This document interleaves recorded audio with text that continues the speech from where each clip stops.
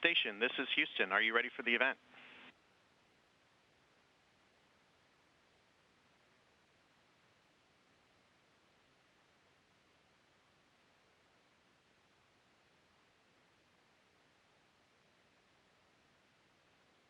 We are ready for the event. Houston ACR, this is Mission Control Houston. Please call station for a voice check. Station, this is Houston ACR. How do you hear me?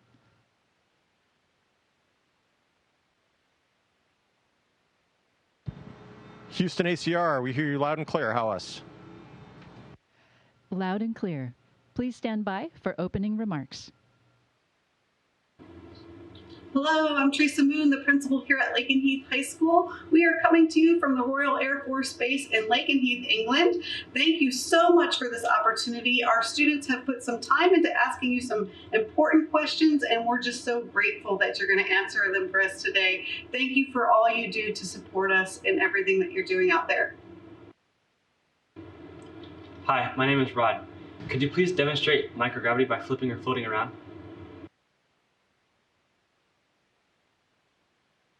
You got it. Here we go.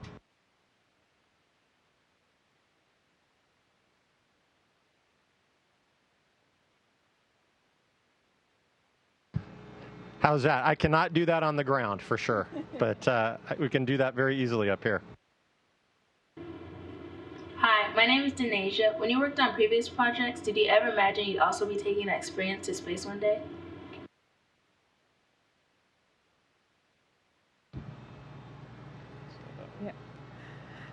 Yeah, no, it is hard to believe that this is really happening. It's really real, and that we are up here applying everything that we've learned over the past several years and everything that we've done in preparation beforehand. There's certainly lots of opportunities and experiences that we've both had leading up to this that are now very applicable. But certainly for me, when I was doing them, I definitely had no idea that this would be one day how it would all end up. Hi, my name is Goslin. Are there a lot of injuries on the International Space Station, or is a surgeon needed for monitoring physical health and for emergencies only?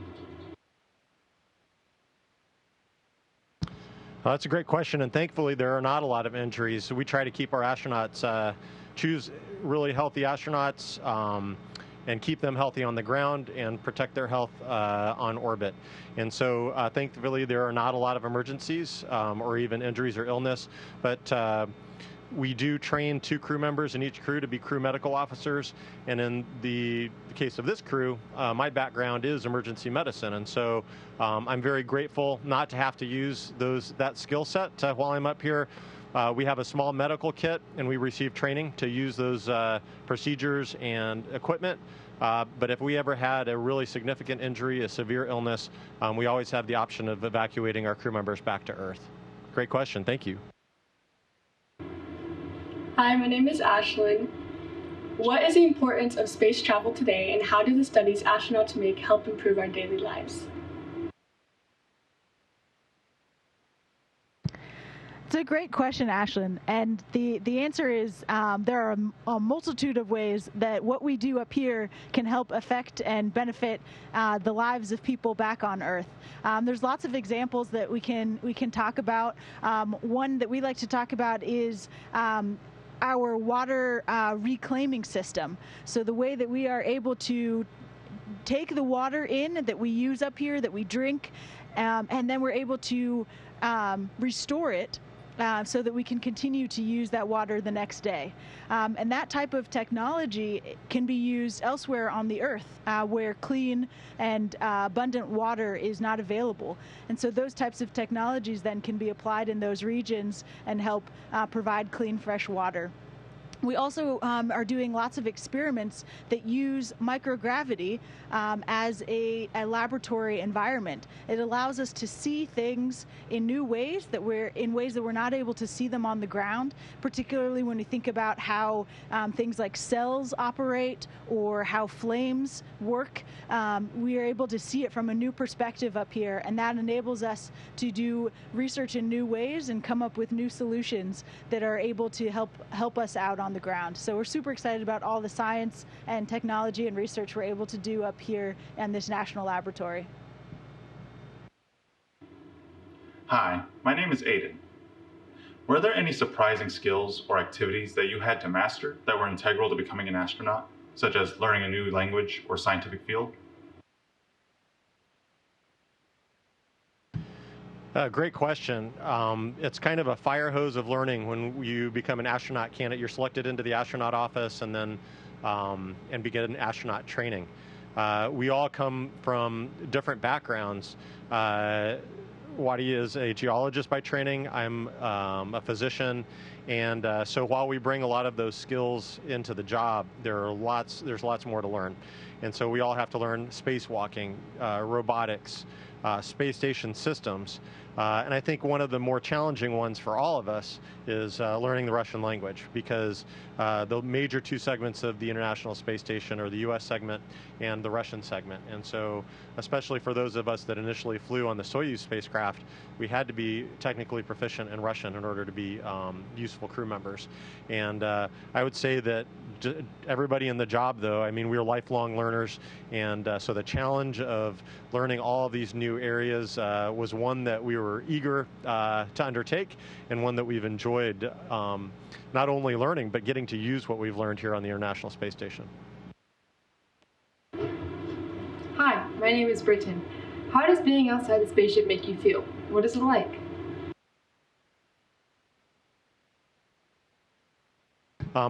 We haven't had the opportunity to do a spacewalk during this mission. On my last mission, I got to do 2 spacewalks, and it is it's almost indescribable. The opportunity to go outside, to be in the spacesuit, which is essentially a miniature spacecraft, sustains us, protects us from the wild temperature swings, and provides oxygen, scrubs, carbon dioxide. To be outside of the space station, to see the space station with your own eyes through this visor that gives you an incredible field of view. It is truly an amazing thing, and really a reward for all of the hard work that we invest back on Earth in our spacewalk training. And so I'm very hopeful that that Wadi and Farmer have the opportunity to do that during this mission.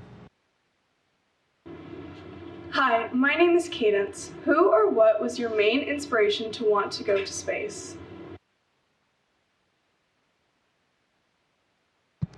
That's a good question. And, you know, we all come from different backgrounds, different experiences that have kind of led us down a pathway to this point. For me, I certainly was inspired by my family members, my mentors, coaches, all kinds of people along the way who helped encourage me to find something that I loved and to pursue it, helped me find opportunities and encouraged me along that path. Specifically in terms of kind of heroes that I looked up to, for me, certainly Sally Ride and Mae Jemison were 2 figures for me that kind of paved that way. But I certainly, you know, think that we have a lot to learn from all the people that we interact with, and even in the training process, we've learned so much from our instructors back at NASA Johnson Space Center. So just kind of putting together all of those things that we've learned from all the different people along the way has enabled us to be here today. Hi, my name is Rebecca. What experience, training, or course would you say prepared you most to go to space?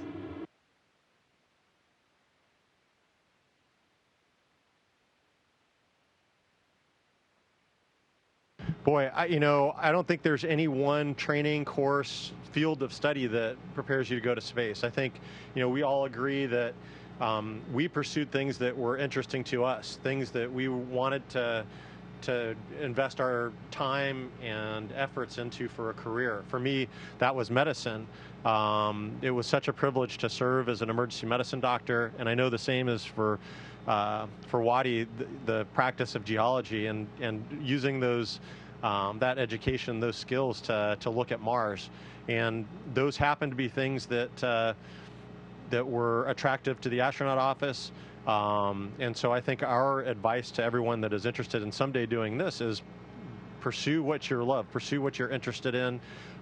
You will if you work hard at those, you're going to rise to the top, and someday you might have the opportunity, the incredible opportunity to do something like this. Hi, my name is Steven. What is your favorite food you get to have on the space station, and how do you make it?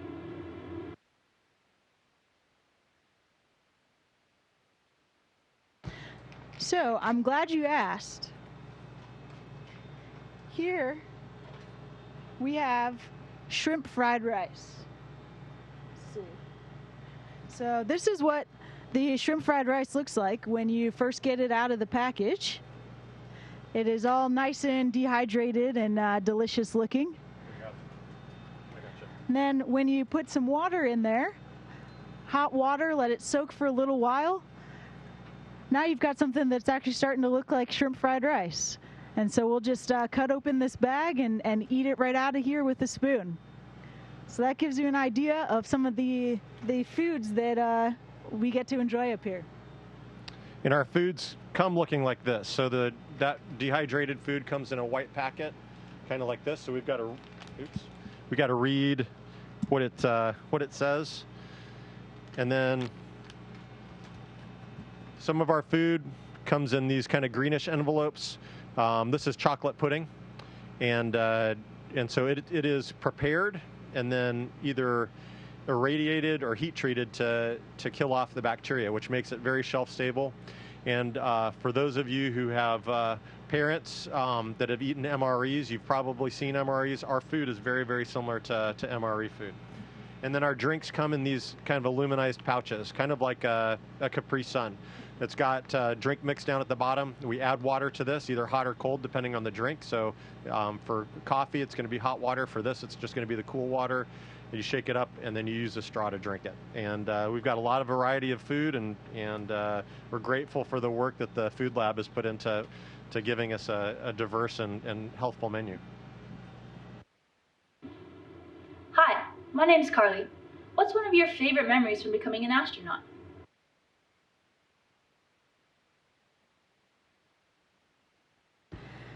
Well, certainly I will never forget the day that I got the phone call, the day that I received the phone call that accepting me to the astronaut corps. Was definitely not expecting that in the least. I had little notes written down for what I was going to say on that phone call, but I had no notes written for if I got the yes. So I was certainly very surprised. But one of my greatest memories about the process of being selected and going through the kind of initial training was getting to do it with my classmates.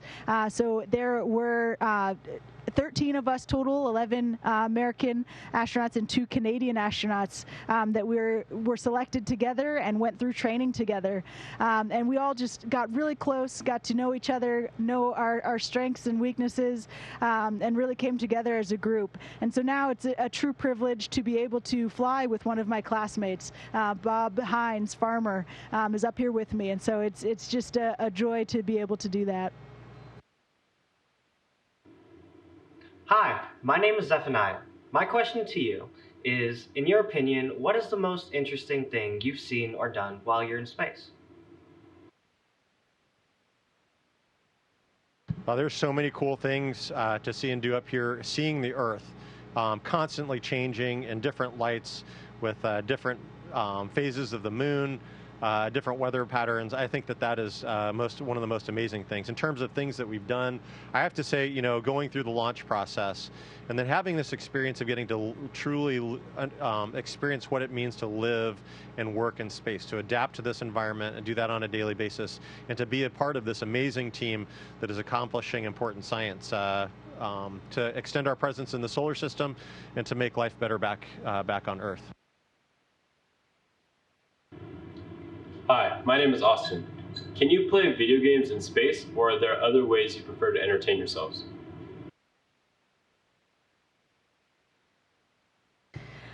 Well, we don't have an Xbox or anything like that up here, but we do have robotics. And so with the robotics process, we have a hand controller. not sure if you can see back here, but we have a hand controller that we can operate a robotic arm outside the space station. So that certainly feels like playing video games sometimes. And I think one of the other things that we really like to do is take pictures back of the Earth. And here we've got a whole bunch of cameras here and more in the back. And this is just such a great place to visualize and then also to share the experience with family and friends back home. Hi, my name is Autumn, and I'm wondering what aspect about space surprised you the most? You know, for me, I think it is the process of adapting to weightlessness. The fact that you get up here and almost immediately, you know, the floating is new and crazy and something that we're not familiar with, and the fact that our brains adapt to that so quickly. And on a day-to-day basis, you know, floating around just seems like a normal thing. It doesn't occur to you to walk up here. That floating becomes normal is just, I think, super interesting and one of my favorite things. Hi, my name is Cayman. What is your favorite zero-gravity related activity on the space station? I think my answer to that would just be floating around all day, every day, getting to literally climb on the walls like Spider-Man, and not even think about it, as Chell was mentioning. It's just pretty amazing, and sometimes we have to remind ourselves how amazing it is because it becomes so natural. Hi, my name is Caleb. Do you conduct any experiments on the space station? Yeah, this is an orbiting national laboratory, international laboratory, and it gives us the opportunity to study a whole range of science, from combustion science, fluid dynamics, physiological and medical science, and so one of the things that I'm working on right now is a project called X-Roots. And so we're looking at growing plants in space. I got to do that during my last mission, and last time we grew the plants in pillows of soil. And this time we're looking at hydroponics and aeroponics to allow a denser growth and more sustainable growth of plants that could be used for long duration space flight as a source of food, and maybe something to participate in the environmental control system where it is where the plants are actually consuming carbon dioxide and producing oxygen. And so it's a very exciting project to be a part of, and one of 200 to 300 different projects that are ongoing on the space station right now. And I think that is let's see, do we have more questions? Oh, we do. And I think we're running out of a little bit of time. I just wanted to take a moment to say how excited I am to get to talk with you all at Laken Heath and the DoD schools. I was in class of 91 at Laken Heath. I did 7th and 8th grade at Feltwell. We lived on Feltwell, and I went to the middle school there, and then did my freshman year at Laken Heath. And so grateful for the investment of the teachers and instructors and coaches and mentors there at Laken Heath. You all have top-notch people that are invested in you and your success. And so I know that there are sacrifices made by you and your families living overseas. I just hope that you are enjoying the experience, and it is something that is it was just, I reflect on being really one of the favorite parts of growing up, being there at Laken Heath and Feltwell and Mildenhall. I brought a couple of things with me that I just wanted to share with you. Can you grab those two up? The first one is I'm hoping that I'm talking to you all, many of you right now, but this is a class picture of the class of 2022. Some of you got to sign that. And those that F-111 on a stick there, that's what was flying back when I was at Laken Heath. And then just a couple of other things that I got to bring up here with me, a patch, and then also I was a part of the junior ROTC while I was there. And so just a couple of tokens that I'm of appreciation that I'm excited to bring back and give back to you all when I return. Let's see how we're doing on time. I think we're about out of time. I'm sorry we didn't get to the last few questions, but happy to take any other comments or questions now. Hello, I'm Les Ingram. I'm the aerospace science instructor for Lakin Heath High School. On behalf of Lakin Heath High School and the entire Lakin Heath greater community, we would like to express our profound gratitude to everyone at NASA and the entire crew of Expedition 67 for this unique opportunity. Thank you very much. Station, this is Houston ACR. Thank you. That concludes our event.